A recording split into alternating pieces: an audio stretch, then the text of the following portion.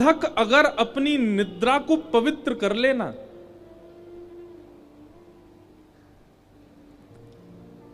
जब आवश्यक है तब अपने गृहस्थाश्रम के भाव का निर्वहन करे, परंतु अन्य भावों में यदि वो अपनी निद्रा को, अपने रात्रि शयन को यदि पवित्र कर ले, शुद्ध कर ले, जैसे दिन भर वो पवित्र अवस्था में रहता है वैसी पवित्र अवस्था में रात्रि शयन में अगर जाए ना, तो निश्चित है, हम व्यासपीठ से दावा देकर के कह रहे हैं कि रात्रि के स्वप्न में उसे प्रिया प्रियतम का निश्चित आभास हो जाएगा, बस वो शुद्ध अवस्था में निद्रा में जाएगा। और कम से कम हमारे युवा भाई बहन जो अभी ब्रह्मचर्य में ही हैं, कम से कम वो ही इस बात का प्रयास करें।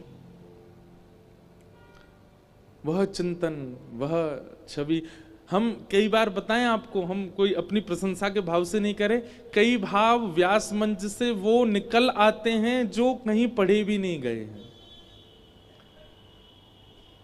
कई बार ऐसा होता है कि कोई पद देखा, कोई लीला देखी, पर वह लीला जितनी लिखी हुई थी उससे अधिक दिखने लग जाती है, अधिक समझ में आने लगती है, अधिक उसका वर्णन आने लगता है। और ये कब संभव होता है? जब कहीं ना कहीं हमारा मानसिक भाव शुद्ध हो, हमारे मन शुद्ध हो, और मन की शुद्धता का एकमात्र उपाय है श्रीमद् भागवत की कथा। यहां ज्ञान के जो कड़वे नीम खिलाए जाते हैं ना, वो कड़वे नीम औषधि हैं, ताकि रसगुल्ला खा सको, ताकि गुलाब जामुन खा सको, ताकि गाजर का हलवा खा सको। खूब नीम खाई होगी तो फिर बाद में कुछ भी मिठास खाओगे तो शुगर लेवल बढ़ने में थोड़ी आसानी कम रहेगी, जल्दी नहीं बढ़ेगा।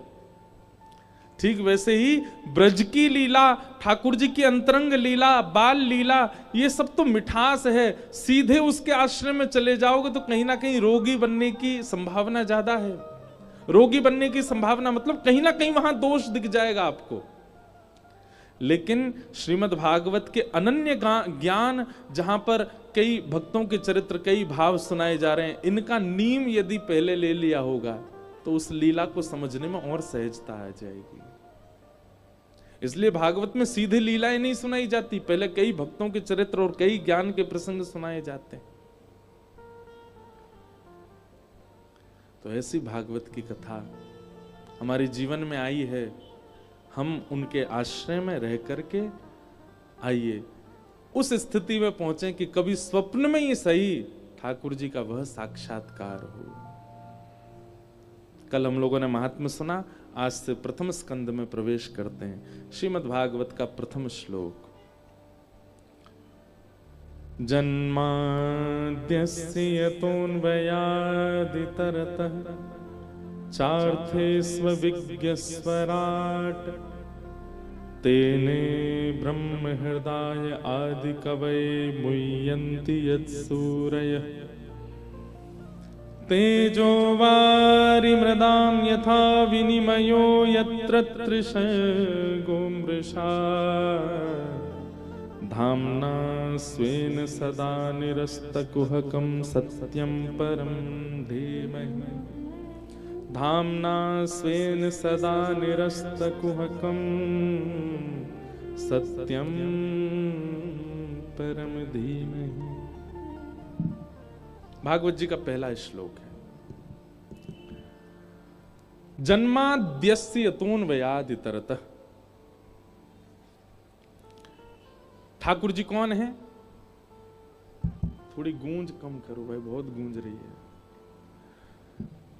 ठाकुर जी कौन है?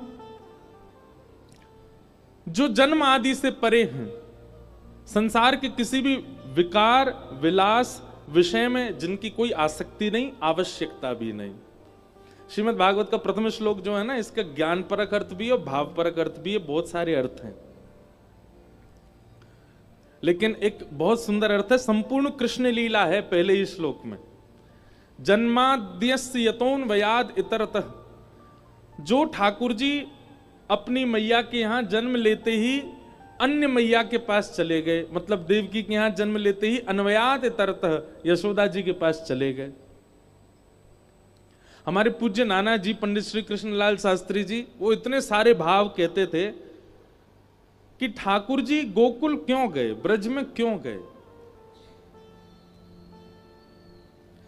यशोदा के यहां क्यों आए हैं, उसके पीछे कारण कई हैं। पर एक कारण हमारे पूज्य नाना जी बहुत सुंदर बताते थे। वो लाला एक बार कहा भयो ब्राह्मणन की बात को सत्य करवे के काजे ठाकुर जी गोकुल गए। मैंने की कैसे नाना जी? तो नाना जी हमारे एक प्रसंग सुनाए कि नंद बाबा यशोदा मैया के कोई लाला नाय हतो। तो नंद बाबा ने अपने कुल पुरोहित सांडिल मुनि से कही कि आप हमारे घर एक अनुष्ठान कर दो जैसे हमारे घर एक लाला है जाए। और हमें लाला की कामना या हमारे नहीं है कि हमारा वंशवर्धन होएगो, हमारो अंतिम संस्कार करेगो, खूब धन कमावेगो, हमारो घर आगे बढ़ावेगो, इन सब कारण से हमें लाला नहीं चाहिए। सांडिल मुनि किस भाव से चाहिए? बोले संतन की सेवा करवे वारो, गैयान की रक्षा करवे वारो, ब्रजवासीन को लाड़ लड़ावे वारो, इन सबन को सेवक एक चाहिए हमको, ऐसी कृपा करो। भाई कल ठीक था तुम्हारा, आज क्या किया है? बहुत गूंज रही है आवाज, हमें ही दो दो आवाज सुनाई दे रही है हमारी। कोई नहीं, आप कथा सुनो।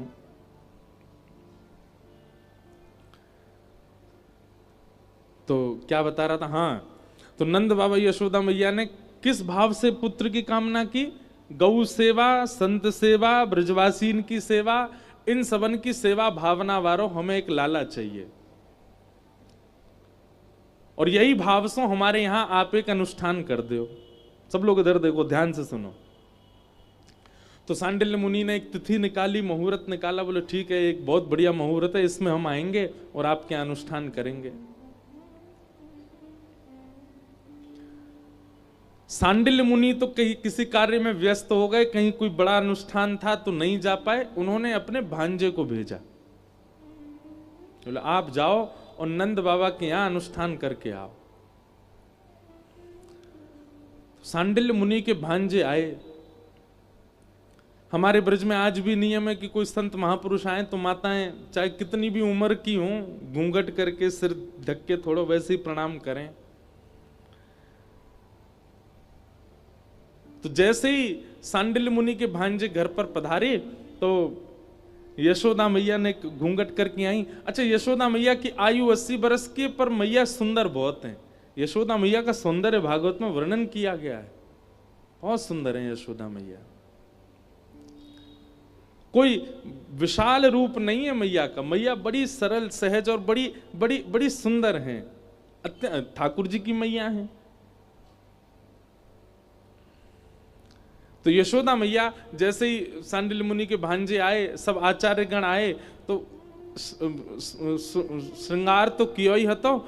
उनने घूंघट करके जैसे ही प्रणाम करवे गई तो उनको लगे कि कोई नव विवाहिता कोई कन्या प्रणाम कर रही है, क्योंकि यशोदा मैया ऐसे ना रहे में पूरी सज धज के रहे, खूब बढ़िया सुंदर नूपुर पहन के रहे, करधनी पहने, खूब आभूषण धारण करें, कड़ूला पहने, आदि आदि सब भाव। तो उनको देख करके कहीं ऐसा भाव आया कोई नवेली बहू तो नहीं है। ब्राह्मण तो सबको आशीर्वाद देते हैं। जैसे यशोदा मैया ने प्रणाम करी तो सब आचार्य ब्राह्मणों ने सोचा कोई नवीन बहू है, तो सबने चर सौभाग्यवती रहो और आपको पुत्र रत्न की प्राप्ति हो, हमारो ऐसा आशीर्वाद। हमारे पूज्य नाना जी कहते बोले वही दिना ठाकुर जी ने मन बना लियो कि ब्राह्मणन ने आशीर्वाद दियो, अब ब्रह्म वाक्यम जनार्दनम, इनकी वाणी सत्य करवे मुझे जानो ही पड़ेगो। जन्म भले ही देवकी के यहां लिया ठाकुर जी ने। ठाकुर जी ब्रज लीला करना चाहते तो और भी तरीके हो सकते थे, देवकी के संग रह के भी कर सकते थे। यशोदा जी के पास क्यों गए?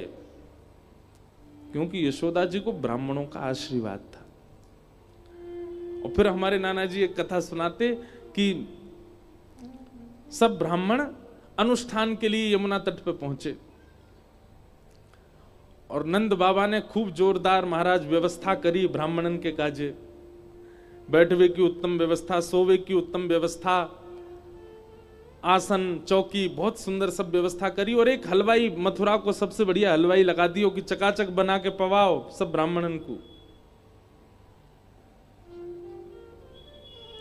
रात्रि में सोए सब ब्राह्मण, जैसे ही सुबह उठे यमुना स्नान करके संध्या वंदन करके सब ब्राह्मण बोले हाँ भैया सब लोग बाल भोग पा लो, और बाल भोग पावे के बाद अनुष्ठान में बैठेंगे। बाल भोगी इतनो सुंदर बनो, बेड़ई, आलू की सब्जी, जलेबी और जाने कहा का बहुत सारी सामग्री बनी। देसी घी में बिल्कुल बढ़िया धोरी गैया को दूध, ठाकुर जी की गौशाला की गैयान के दूध में से भी सुगंधी आवे, ऐसी गैया, उनके दूध से बने हुए घी से बढ़िया सुंदर सामग्री बनी। सब ब्राह्मणन ने महाराज इतनो पायो जैसे भोजन पा रहे हो, इतनो पायो, चकाचक पेट भर गयो। सब ब्राह्मण जैसी अनुष्ठान में बैठे तो सबन को उबासी आने लगी, कोई की